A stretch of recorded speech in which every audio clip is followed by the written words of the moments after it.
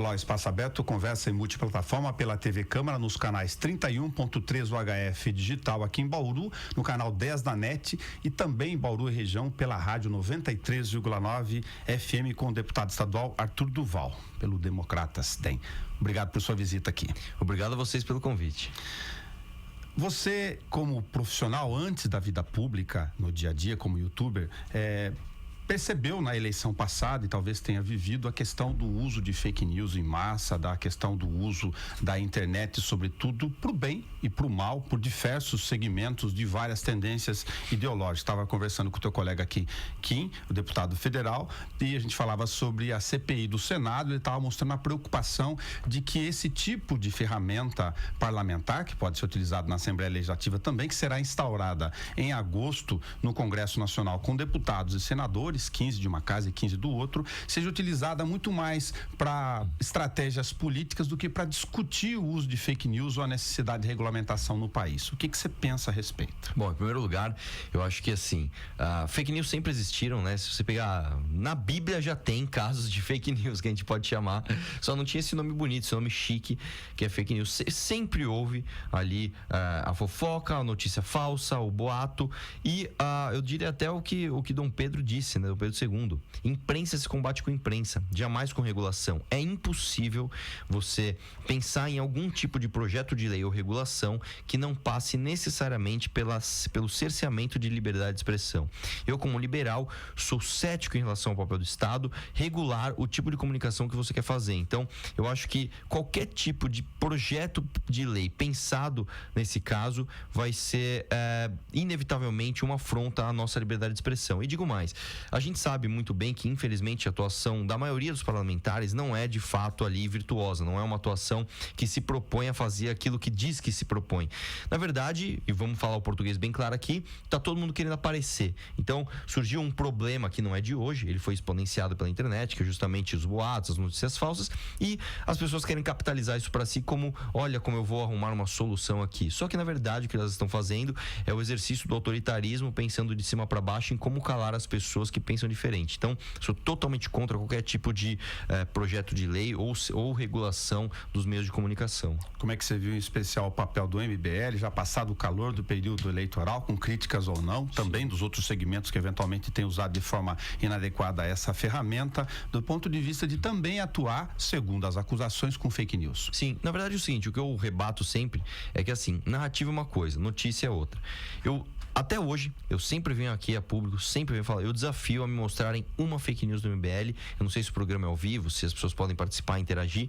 Eu desafio, direto eu vou em rádio, TV, em tudo, e falo, peço para que alguém ligue agora ou comente uma fake news do MBL. E todo momento, quando vão criticar o MBL por causa de fake news, lançam sempre o mesmo caso, que é o caso da Marielle Franco. E o caso foi muito simples. Uma desembargadora do Rio de Janeiro falou algo pejorativo sobre a Marielle Franco. E o que o MBL fez foi justamente mostrar que a desembargadora tinha dito aquilo. Apenas. O MBL não endossou a fala da procuradora. 2 dias depois, foi mostrado que aquela fala não correspondia à verdade. A desembargadora falou aquilo mesmo, sobre um suposto envolvimento de Marielle Franco com o tráfico de drogas, e se colocou que não era verídico. O que o MBL fez? Soltou mais 3 notícias mostrando que a fala da desembargadora não correspondia à verdade. No final das contas, o que pegou foi que as pessoas, por busca de uma narrativa contra o MBL, inventaram que o MBL fez algum tipo de fake news. E até hoje não existe o fake news do MBL, porque tudo que o MBL replicou saiu em outros portais antes, Folha, Estadão, Veja, etc. Então, basicamente o que a gente vê é uma guerra de narrativas, onde as pessoas sem argumentos atacam um argumentador. Quando a gente vê a Assembleia Legislativa do Estado de São Paulo, dos 94 deputados, e o histórico, até em função da manutenção no poder por muito tempo, como é sabido, de eleições seguidas, conforme a vontade popular do PSDB, uma espécie de ditadura de líderes. Essa é uma expressão, inclusive, tiradas de lideranças da Assembleia, mesmo aqueles que participaram ao longo dos últimos mandatos. Como é que você tem visto essa convivência lá? Se é assim mesmo, se é uma regra do jogo que está se acomodando? Bom, em relação ao mérito da crítica, eu concordo. Agora, em relação ao crítico, eu acho hipócrita. Porque a maioria das pessoas que estão lá, e infelizmente eu tenho que falar isso dos meus colegas, elas são chanceladas sim pela vontade do governo. Basta você ver o histórico de votações. Então, o governo, independente, nessa nova legislatura, inclusive, que o PSDB perdeu muito espaço, né? Não é um dos maiores partidos. Nós temos a maior bancada do PSL, a segunda do PT. E a maioria a maioria absoluta da Alesp, justamente em outros partidos que se dizem ali do centro, você vê todas as votações que o governo quer passar passando ali com maioria absoluta. E todos os vetos dados pelo governador, em nenhum momento são quebrados. Então, a Assembleia não derruba veto de governador e a Assembleia chancela tudo que o governo quer passar. Então, o que eu vejo é muita gente ali falando bonitão ali no microfone, não, porque é um absurdo essa casa ser um puxadinho do governo, mas na hora de votar ele vota como se aquilo fosse um puxadinho do governo. Então, eu posso dar um exemplo prático agora. Nós temos aí apresentado, inclusive pelo governo, uma proposta de aumento de salário que não é de médico, não é de professor, não é de policial, é um aumento de salário de fiscais de renda. Eu tenho certeza que a população não quer pagar mais imposto para se pagar mais salário para esses fiscais que ganham muitas vezes acima, inclusive, do próprio teto constitucional. E sempre que tem votação, ninguém vota contra. Tá todo mundo votando a favor. Então, o que eu vejo é a crítica é verdadeira, mas parte de pessoas hipócritas. Acabei de utilizar em parte esse tema da questão do ganho extra-teto, como chamou o deputado Kim Kataguiri, que o Congresso Nacional, quando discute a reforma da Previdência, o tema nacional desse momento,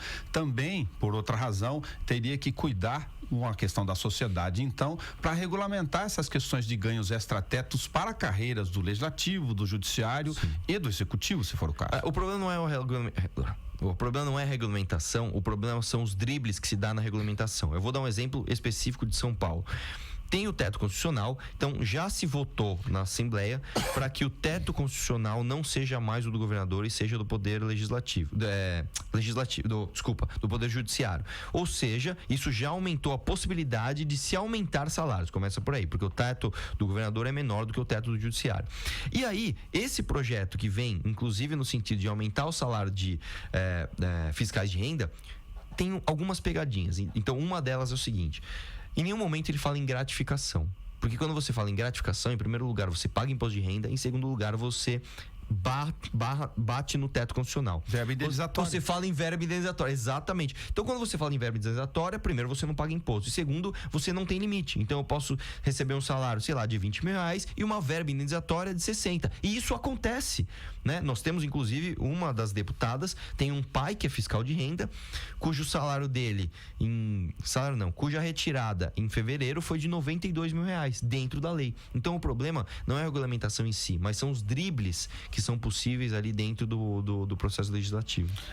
Você é autor de um projeto que pretende isentar de cobrança IPVA e ICMS para os veículos novos que atuam no transporte privado através dos aplicativos. Essa informação está no seu site oficial. Como é que você pensou essa regra ou dentro da questão natural da fazenda, do Estado e da economia, para que não haja uma corrida indiscriminada de pessoas interessadas, caso a sua lei seja aprovada, em comprar um carro novo, se inscrever no Uber, por exemplo, para poder ter o benefício?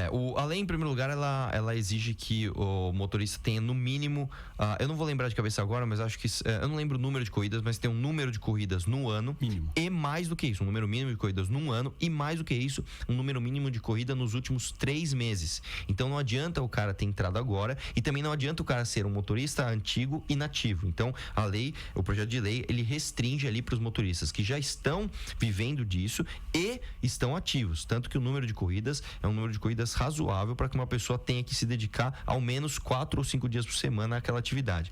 De qualquer forma, a gente fez um estudo superficial até, mas um estudo do impacto financeiro disso para o Estado. O impacto é de 0,02% na arrecadação. Então, assim, é um negócio absurdamente barato para o Estado, que pode aquecer a economia e, mais do que isso, vai ajudar aquele cidadão que muitas vezes perdeu o emprego por causa da crise no Brasil, viu ali uma possibilidade de girar renda sendo motorista de aplicativo, e o cara encontra uma dificuldade no nosso país de renovar o seu veículo, tornando o veículo mais limpo, tornando o veículo mais seguro, tornando o veículo mais amigável do próprio trânsito. Ele não consegue fazer isso porque, em primeiro lugar, ele paga um IPI absurdamente gigante, e, para mim, o que é uma coisa mais absurda ainda, o IPVA ele fica mais caro. Então eu não entendo. O cara faz um investimento, ele compra um carro melhor, ele ativa a nossa economia e ele tem que pagar mais imposto por isso.